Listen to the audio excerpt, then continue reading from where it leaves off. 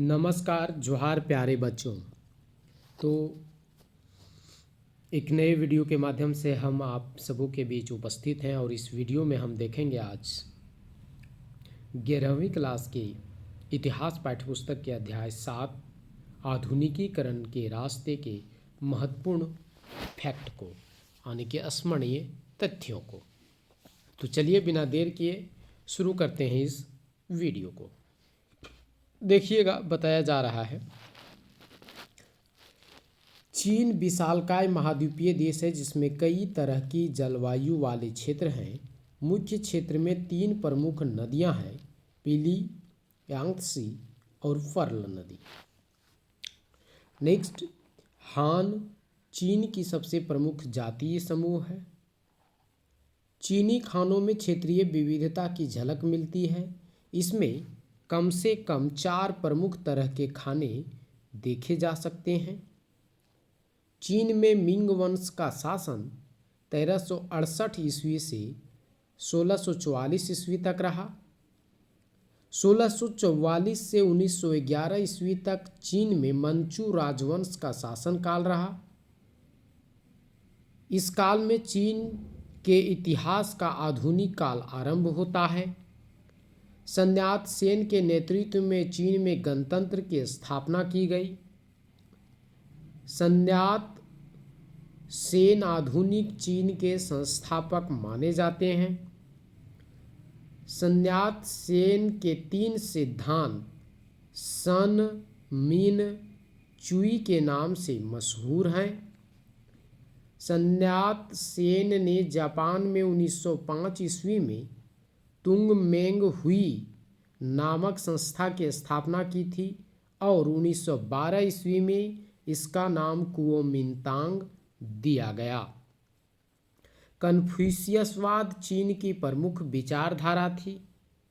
सर्वप्रथम पुर्तगाली 1514 ईस्वी में चीन पहुँचे। उन्होंने 1557 ईस्वी में मकाओ में बस्ती बसाई।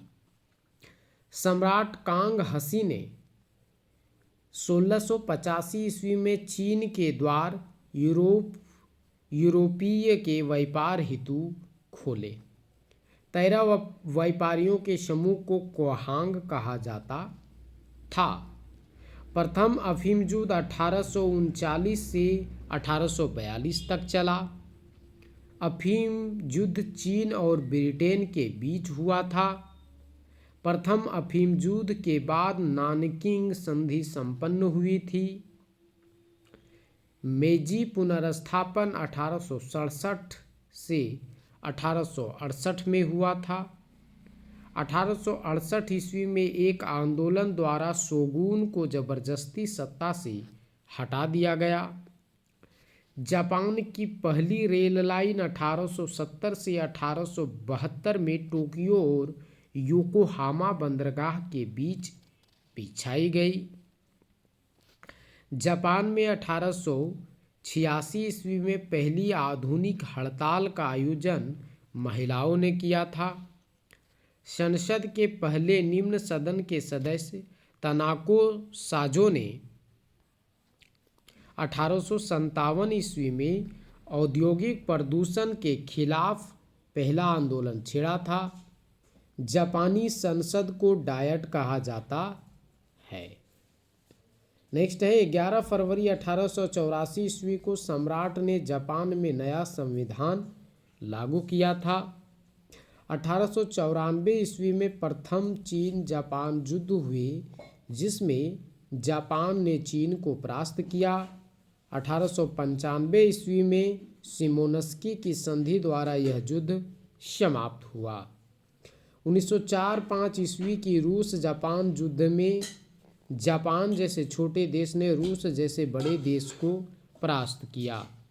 प्रथम विश्व युद्ध 1914 ईस्वी से 1918 ईस्वी तक चला था। जापान ने अमेरिका के पर्ल हार्बर बंदरगाह पर हमला किया था जिससे अमेरिका द्वितीय विश्व युद्ध में शामिल हो गया। नेक्स्ट है अमेरिका ने 6 अगस्त 1945 ईस्वी को हिरोशिमा और 9 अगस्त 1945 ईस्वी को नागासाकी पर परमाणु बम गिराए थे, ये भी बहुत ही इम्पोर्टेंट है। तो बच्चों, ये था आपका इतिहास पाठ्यपुस्तक क्लास 11 की अध्याय 7 आधुनिकीकरण के रास्ते। और यहाँ पर हमने एक एक करके सभी अध्याय का स्मरणीय तथ्यों को देख लिया है और बताते चलें आपको।